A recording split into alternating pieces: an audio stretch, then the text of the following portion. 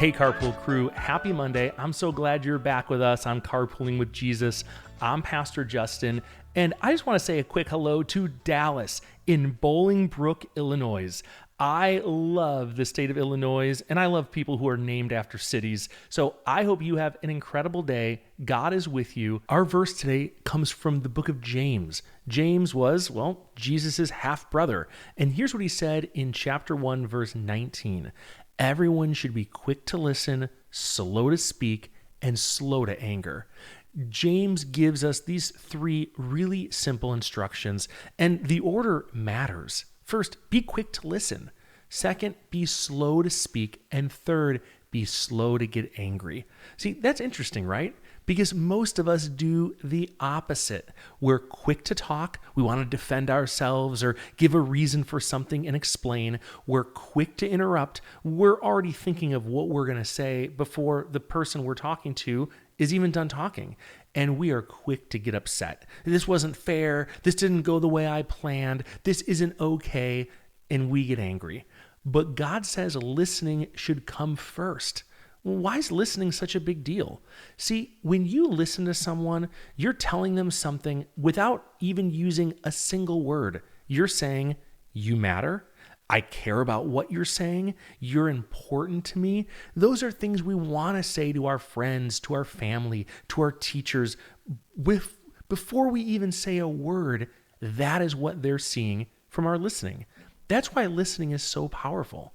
It can make friendships stronger. It can calm people down when everyone's getting upset. It can help people feel safe when things maybe feel a little chaotic.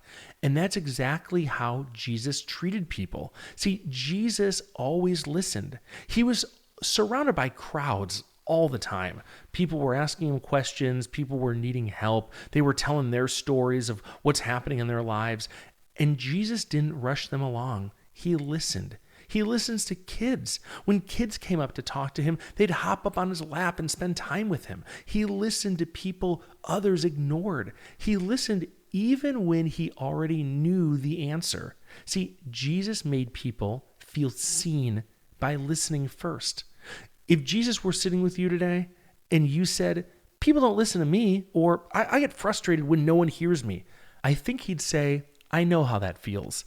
That's why I want you to be someone who listens really well, because listening shows that they matter. By the way, listening matters everywhere. At home, when your parent is explaining something, when your siblings are talking about their day, all of that matters.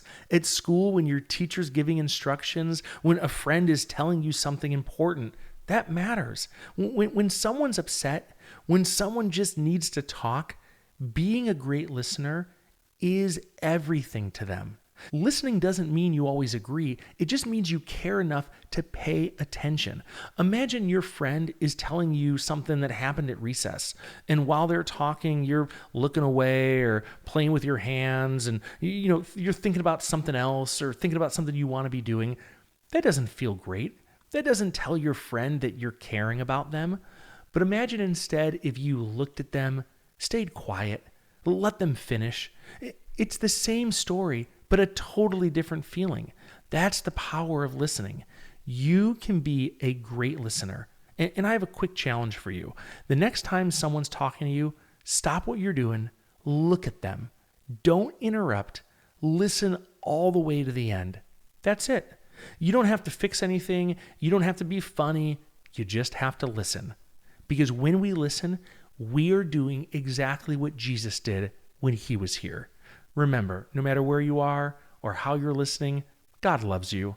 Parents, if you're liking the podcast, don't forget, we have Goodnight Psalms, our nightly bedtime devotional. And this past weekend, we just did an episode on identity and belonging. If you want to go back and listen to those, just subscribe on Apple Podcasts or Spotify. We'd love to have you.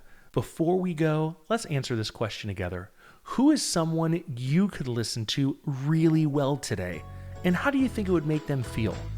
I'll see you tomorrow on Carpooling with Jesus.